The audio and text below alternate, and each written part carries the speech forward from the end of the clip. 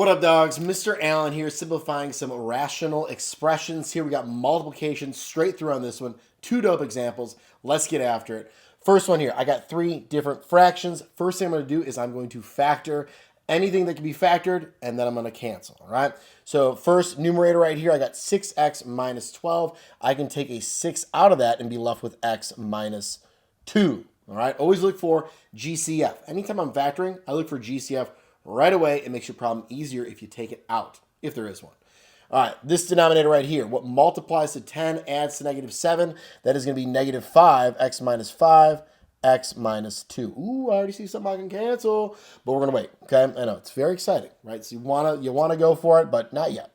All right, this one here, there's nothing I can factor. I'm going to leave it as is, but I prefer to then throw this into parentheses here. So it kind of looks like the rest of the factors on this one. And I know, like, hey, I'm going to be canceling that with common factors if they exist, okay?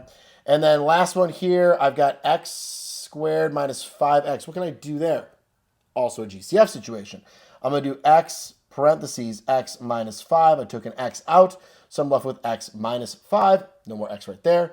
And then the last one, ooh, it's a difference of 2 squares. So my factors look the same. One's plus, one's minus. So I get x plus 2x minus 2. And now let's go ham. All right.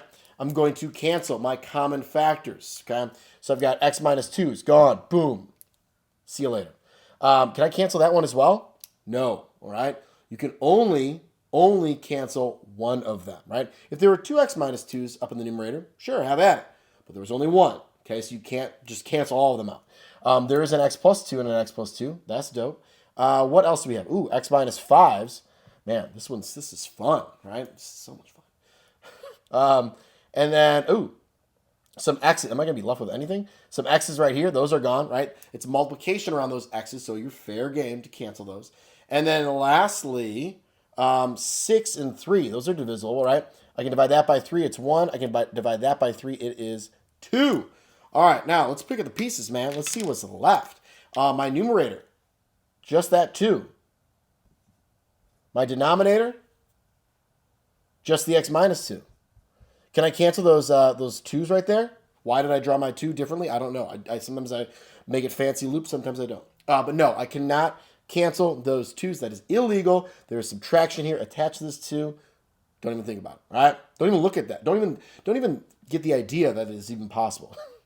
And then our domain restrictions, because it does say to list any domain restrictions. We're going to say x cannot equal. What is it not allowed to equal? Well, it's anything that would cause us to divide by 0 in the original problem. 5 would do that. 2 would do that. 0 would do that here. Negative 2 would do that over here. And then I already have 2 listed, so I don't need to list it again. You could have even done plus or minus 2 if you were like super organized with your stuff and be like, oh, I see it's right there. But there we go. That's the final answer. A lot of teachers will just ask for this part right here, okay? Some will ask for those domain restrictions. It just kind of depends on your teacher, the class that you're in. Honors classes a lot of times will be a little more fancy with things and have you do those domain restrictions. But that's generally speaking the answer. Sometimes we ask that or even just in a multiple choice. All right? So there we go, guys. Factor, cancel, dope stuff. Next one over here. Whoa. I've got x's and I've got y's.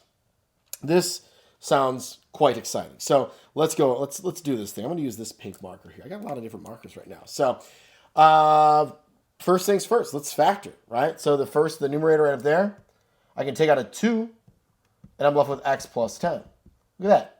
GCF, coming up quite a bit. And we often forget, like, what GCF, like, how to, like, even do it. Because we don't practice it that often, because it's, like, the easiest type of factoring, and then we forget it, right? If you don't practice it, you forget it. This one here, I can take out a negative 4. If it's a negative out front, I'm usually going to take that negative out. You don't have to, but I'm going to do that, and I can see the future. So let's do that. Negative 4, x squared minus y squared then, right? If I took out the negative, that becomes positive. Up here, I can take out a 6, and I'm just left with x plus y. And down here, AM method, what multiplies to negative 10 adds to 9. That's going to be x plus 10. X minus 1. We often forget about the number and itself, or the itself and 1, rather, and we're like, 2 and 5 is the only thing that does 10. Oh, 10 and 1 as well. So Don't forget about that 1 with the number itself, because that does come up from time to time. All right.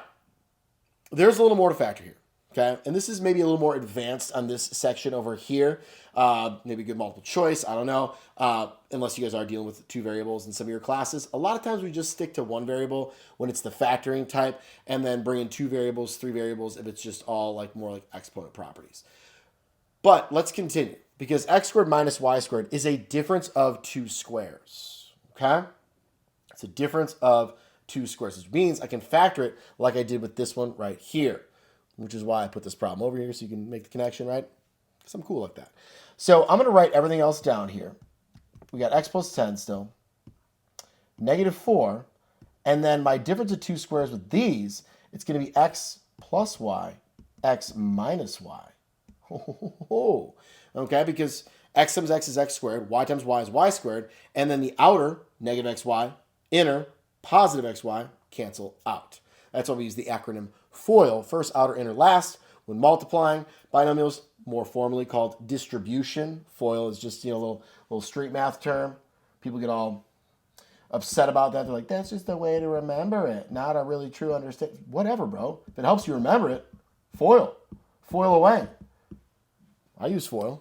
I put some tortillas in FOIL today after I made some fajitas to keep them warm. That's a different type of FOIL. Right, moving on. Let's see here. I got x plus y. Common factor. Gone. X plus 10s. Gone. Anything else?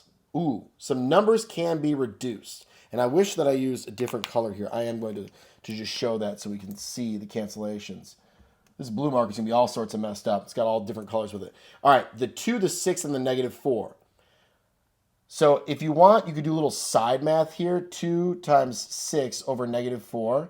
That's going to be 12 over negative 4, which will reduce to negative 3 over 1, right?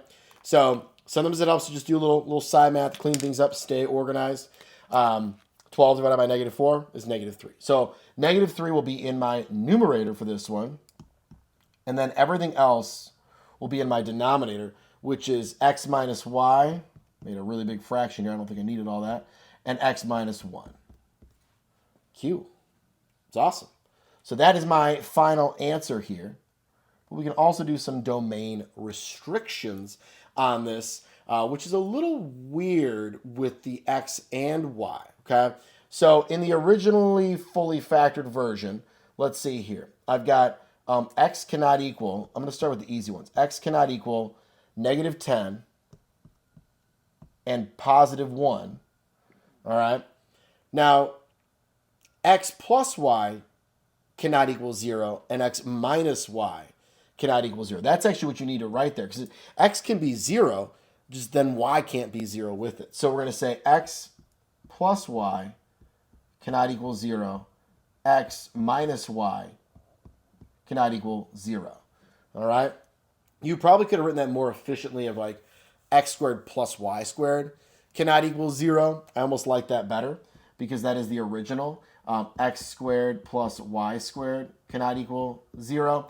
But you may see it in either form there. If it's given to you, like I see that on the ACT and the SAT a lot, where they give you a problem like this and they say, where x plus y cannot equal 0, or x minus y cannot equal 0, or this right there. And you're like, why are they giving me? Am I supposed to use that? And you're really not using it in the math, but it's to define the rational expression, to make sure that it's not undefined, to make sure that you can math with it, even though that's a voice crack, even though you don't really care, right? It's like me saying, oh, x can equal negative 10. You're like, cool, awesome. I'm just going to simplify the problem, bro. That's all you need to do with it, all right? But it's a formal mathematics thing, So we want to be formal sometimes, math on the street sometimes, just kind of depends. But yeah, that's about it, guys. Have a wonderful day. I hope that helps. And if you have any questions, pop it in the comments. Otherwise, stay dope.